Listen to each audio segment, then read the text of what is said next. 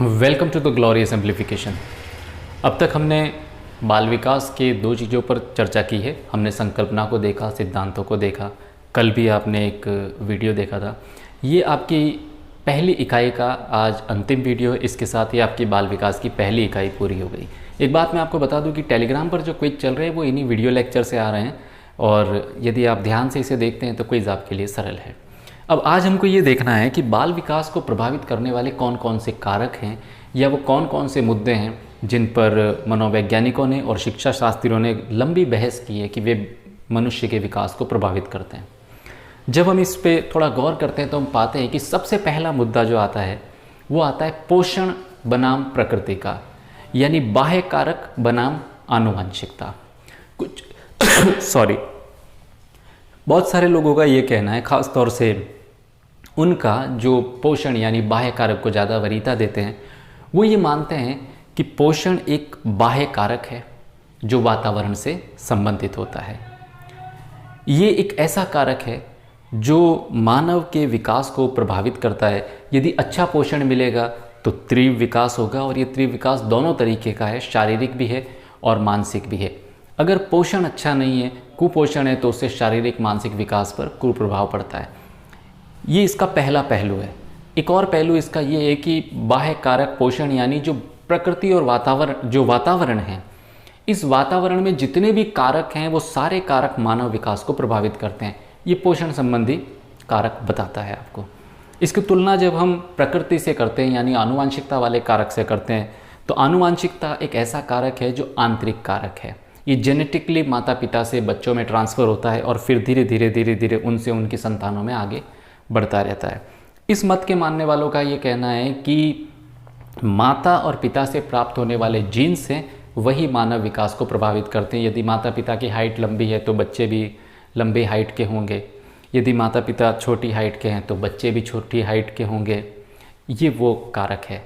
अब इन दोनों कारकों की जब हम तुलना करते हैं तो हम एक बैलेंस्ड नज़रिए से निष्कर्ष निकालेंगे कि बाल विकास के लिए पोषण और वातावरण दोनों ही कारक उत्तरदायी हैं, दोनों का ही अपना अपना प्रभाव है, और दोनों में से किसी एक की भी अवहेलना नहीं की जा सकती।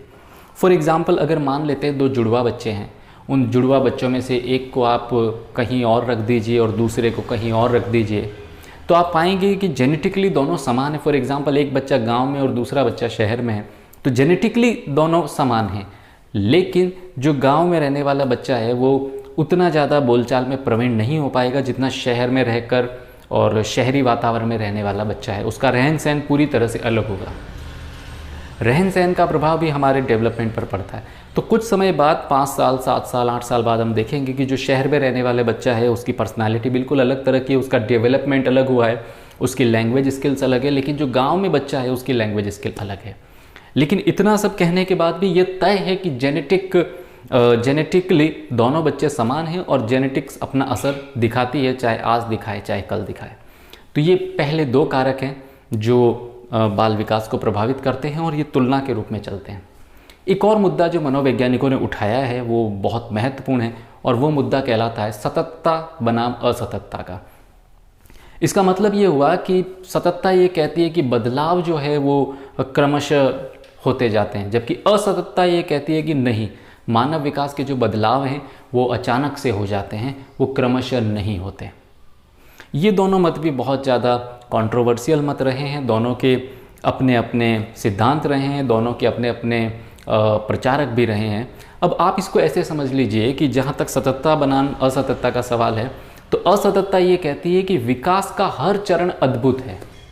फॉर एग्ज़ाम्पल, शैशवावस्था अपने आप में अद्भुत है, उत्तर बाल्यावस्था अपने आप में अद्भुत है, प्रौढ़ावस्था, किशोरावस्था, हर चरण अद्भुत है। इसका सीधा सा मतलब ये हुआ कि ये जो असततता वाली बात है वो ये कहती है कि चूंकि हर चरण अद्भुत है, इसलिए एक किशोर वय बालक जो है वो शैशवावस्था के लक्षण कभी नहीं दर्शा सकता। जो शैशवावस्था में है बालक वो किशोरावस्था के लक्षण नहीं दर्शा सकता। ये सततता बनाम असततता का मुद्दा है जो कई बार परीक्षाओं में पूछा जा सकता है। इसके अलावा एक तीसरा कारक, तीसरा मुद्दा और है जिसे हम कहते हैं सक्रियता बनाम असक्रियता। सक्रियता बनाम असक्रियता भी मानव विकास को प्रभावित करती है। सक्रियता का मतलब यह है कि इंसान जो है, जो ह्यूमन बीइंग्स है, वो हमेशा सक्रिय रहता है, और वो चीज़ों को स्वयं चुनता है। जबकि असक्रियता है वो ये कहता है कि नहीं, मनुष्य चीज़ों को चुनता नहीं है, सिलेक्ट नहीं करता है, ऑप्ट नहीं करता है, जो उसके सामने आता है वो उसको एक्सेप्ट कर लेता है, यानी उसकी प्रवृत्ति निष्क्रिय होती है। जो चीज़ उसे जो फेज उसकी ज़िंदगी में आता है वो उसे चुपचाप स्वीकार कर लेता है, जो बदलाव आता है वो उसे चुपचाप स्वीकार कर लेता है। हालांकि हम ये जानते हैं कि ये सिद्धांत जो असक्रियता वाली बात है वो पूरी तरह से सही नहीं हो सकती, क्योंकि हम मनुष्य हैं और हमारी भावनाएं हैं, हमारी इच्छाएं होती हैं, और ये कारक हमें प्रभावित कर देते हैं कि हम किस चीज़ को चुनें।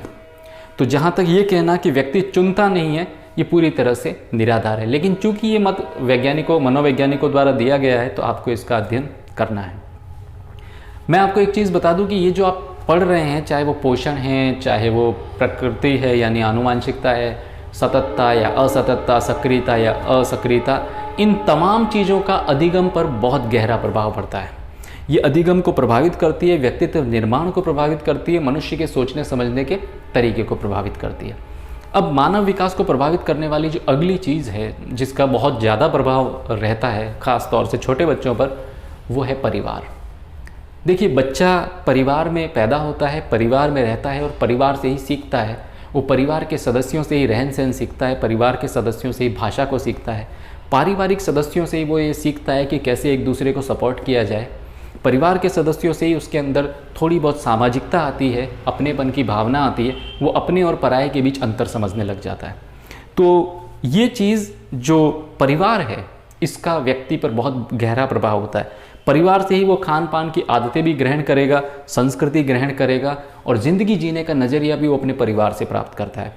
चूँकि ये तमाम चीज़ें मिलकर उसकी मानसिक संरचना को प्रभावित करती है, इसलिए आप ये कह सकते हैं कि किसी भी मनुष्य के विकास में उसके परिवार का बहुत बड़ा, बहुत महत्वपूर्ण रोल रहता है। परिवार से निकलने के बाद बच्चा जाता है स्कूल के अंदर, विद्यालय के अंदर, और विद्यालय एक ऐसी जगह है जहाँ समाज के कई तबकों के बच्चे एक साथ आकर बैठते हैं। तो यहाँ बालक के अंदर सामाजिकता को समझने की थोड़ी बहुत ताकत पैदा हो जाती है। समूह में कैसे रहा जाता है, कैसे कार्य किया जाता है, किस तरह से दूसरों की बातों को रिस्पेक्ट दिया जाता है, सीखा कैसे जाता है, दूसरों को सिखाया कैसे जाता है, ये तमाम चीज़ें बालक यहीं आकर सीखता है। उसका संज्ञानात्मक डेवलपमेंट जो है वो इसी विद्यालय स्टेज पर आकर प्रारंभ हो जाता है, और बहुत तेज़ी से ये संज्ञानात्मक स्तर यानी संज्ञानात्मक विकास आगे बढ़ता है।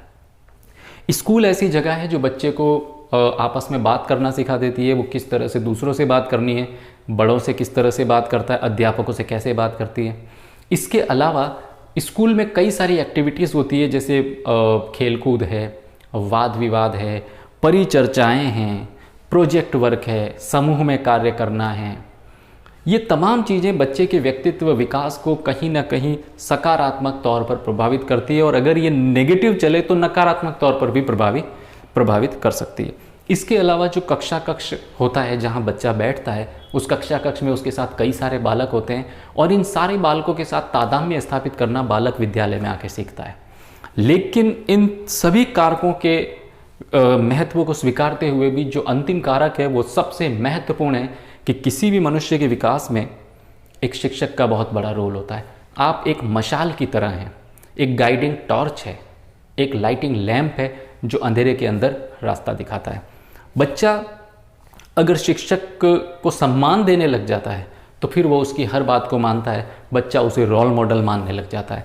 और शिक्षक में भी अगर व्यवहारिक ज्ञान है तो वो बच्चे की सही तरीके से मदद कर सकता है। मदद करने का मतलब ये है कि बच्चे ने कुछ अच्छा काम किया तो वो उसे शाबाशी दे दे, तो बच्चे का कॉन्फिडेंस और बढ़ेगा, कार्य करने की उसकी प्रेरणा या अभिप्रेरणा बढ़ेगी, और बच्चा और अधिक कार्य करने के लिए प्रवृत्त होगा। चूंकि वो और अधिक कार्य करने के लिए प्रवृत्त होगा तो उसकी सभी आंतरिक शक्तियाँ जगेगी, और इस तरह से उसका मानसिक विकास तेजी के साथ होगा। लेकिन दूसरी ओर अगर शिक्षक ही अव्यवहारिक है तो बालक में जितनी छुपी हुई क्षमताएं हैं उन सभी क्षमताओं का वो विनाश कर देगा। तो शिक्षक का रोल बहुत बड़ा है, उसकी कार्यशैली का महत्व बहुत बड़ा है।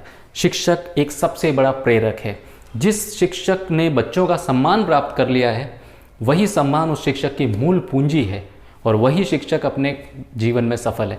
चाहे उसका ज्ञान का दायरा थोड़ा संकुचित ही क्यों ना हो, लेकिन अगर उसमें व्यवहारिकता है तो अपनी उस व्यवहारिकता के बल पर वो बच्चों में छिपी हुई समस्त प्रतिभा, समस्त क्षमताओं के सारे दरवाजे खोल देगा।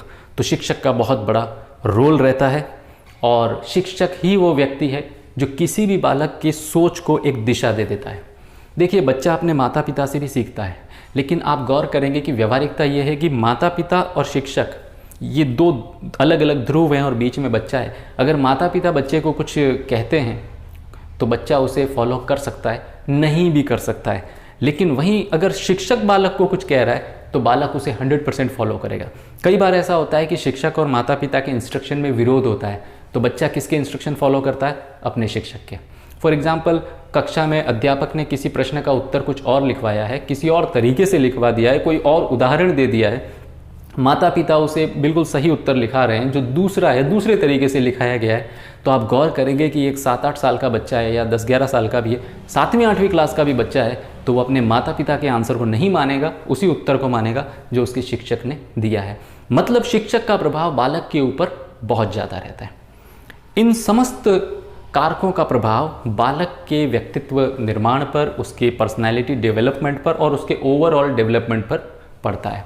फॉर एग्जाम्पल, अगर शिक्षक ऐसा है जो बच्चों को ये समझा सकता हो कि खेलकूद हमारे लिए ज़रूरी है, तो बच्चा थोड़ा सा अपने फिजिकल फिटनेस के प्रति जागरूक हो जाता है। एक बार जब वो अपनी फिजिकल फिटनेस के प्रति जागरूक हो जाता है, उसका शरीर स्वस्थ होने लगता है, तो उसका मस्तिष्क भी तेज़ी से काम करने लगता है और एक ओवरऑल बहुत अच्छा उत्पाद समाज को प्राप्त होता है। इस तरह से बाल विकास को प्रभावित करने वाले इन तमाम कारकों को आप तुलना के रूप में देखें और ये भी सोचें, ये भी ध्यान रखें, आपने गौर किया होगा कि कुछ बच्चे किसी एक विषय में बहुत अच्छा होते हैं जबकि अन्य विषय में उतना बेटर नहीं कर पाते। अगर आप बहुत गहराई से सोचेंगे तो आप पाएंगे कि हो सकता है उस विषय जिसमें बच्चा अच्छा कर रहा है उसका शिक्षक ऐसा हो कि उसने बच्चे की रुचि उस विषय में पैदा कर दी हो, और यही वजह है कि वो बच्चा उसके अंदर आगे बढ़ रहा है, उसे वो प्रेरणा ले रहा है। जबकि दूसरी ओर कोई विषय ऐसा भी हो सकता है जो बच्चा ढंग से नहीं कर पा रहा है, हो सकता है इसके पीछे सबसे बड़ा कारण उस विषय का शिक्षक हो जो बच्चे को न तो मोटिवेट कर पाया हो, न ही बच्चे की जो जिज्ञासा है उसको संतुष्ट कर पाया हो। तो इस तरह आप इसे समझिए। मैं आपको एक चीज़ और बता दूं अंत में कि बाल विकास से रिलेटेड अगर आप 10,000 तथ्य भी रट लेंगे तो आपका भला नहीं हो सकता। आपको इन अवधारणाओं को समझना ही होगा, बहुत गहराई से समझना होगा। आशा है ये वीडियो आपके लिए काफ़ी उपयोगी रहेगा। इसी आशा के साथ जय हिंद।